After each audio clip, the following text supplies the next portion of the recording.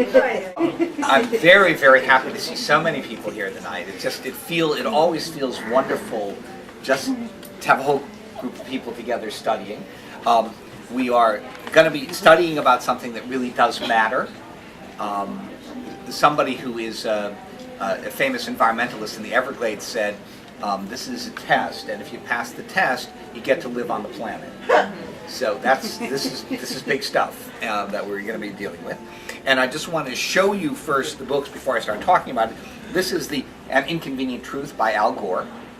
And I'm sure many of you saw the movie that was based on his slideshow. So this is basically his slides. And so if you've seen the movie, you've seen a lot of this. But there are, besides what's in the movie, there are some very personal vignettes about his growing up, his relationship with his family and his sister and so forth. So there's some really, really interesting things there. And it is a very, very compelling book when he talks about some of the things that go on. Let me just show you one illustration here. This is a picture of Lake Chad. Lake Chad was at one point the 6th largest lake on the planet. And over a course of about 20 years, actually 40 years, it's now 1/20th of its original size. And that might be just a sort of little quirk of geography, except this area right over here is Darfur. So if you're wondering what the war is all about in Darfur and why there's a genocide going on there, a lot of it has to do with the fact that everybody there is dying of thirst. And there's a fight over access to the water. So this book makes that very, very clear. I'd like to show you one other example that I thought was really striking on the issue is there or is there not global warming? Here are some pictures of glaciers before and after. And there's a general retreat of glaciers all over the world that is extreme.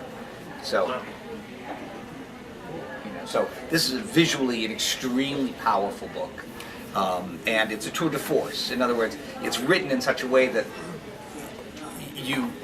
it wants you to be able to walk away saying, well, God, there couldn't be any other way to look at it. It's just so convincing. Of course, it's never that simple, but it's a convincing book. This, by contrast, is a lot denser, no pictures, and it is just tight text, a classic sort of book to read. And the editor, when the revolution comes, the editor of this book will be shot. All right, because this book, which is almost 200 pages, could easily have fit into 80 pages. That doesn't mean those 80 pages aren't really worthwhile, because they are, but the other 100 repeat what's in the first 80. So it can be a little bit painful reading. Now, since we're talking about Gore and Gingrich and God, I thought I'd tell you a little bit about God. This is a great book. It's called God, a Biography. And it's written by Jack Miles, and it will, once you read this book, you will never be able to read the Bible again with the same eyes. This is a transformative read. More important is this. Tanakh, the Holy Scriptures. This is what's called the New Jewish Publication Society translation. It is the best translation of the Bible that's ever been done in any language. So it is just superb work. And if you want to have a Bible, this is the Bible that you should have in your house. And this, I just happen to see back there, and it's fun, is The 5 Books of Moses by Robert L, who is a brilliant literary critic, expert in Hebrew literature, expert in the Hebrew language, and he did this translation, which is one of the most readable translations of the 5 Books of Moses that you'll ever see. So, and since we're at Barnes & Noble, I thought I would give them a little bit of free advertising, and so you can get some good stuff. Okay, so now I'm going to talk about, what I'm going to do is I'm going to talk about Al Gore's book, and then I'm going to talk about Newt Gingrich's book. And this is not such a formal thing that people can't interrupt with questions whenever. I'm certainly going to sort of take a little break between Gore and Gingrich, lahavdil, just to keep them separated so they don't fight with each other. And we can certainly have questions then, but certainly hop right in there anytime you want.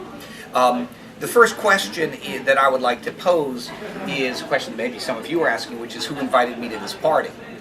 I'm a rabbi. So what am I doing, talking about these books that are about the environment and ecology and global warming and so forth? And I certainly can't pretend to be an expert in the science that's involved here. I'm a moderately well-read layperson in this, but certainly have no great expertise. But when you read the books, it becomes pretty clear that they are saying explicitly that this is not only an economic issue or a scientific issue or a political issue. They themselves are saying that it is a moral issue and a spiritual issue. So from Al Gore, is speaking about Darfur, we helped manufacture the suffering in Africa and we have a moral obligation to try to fix it.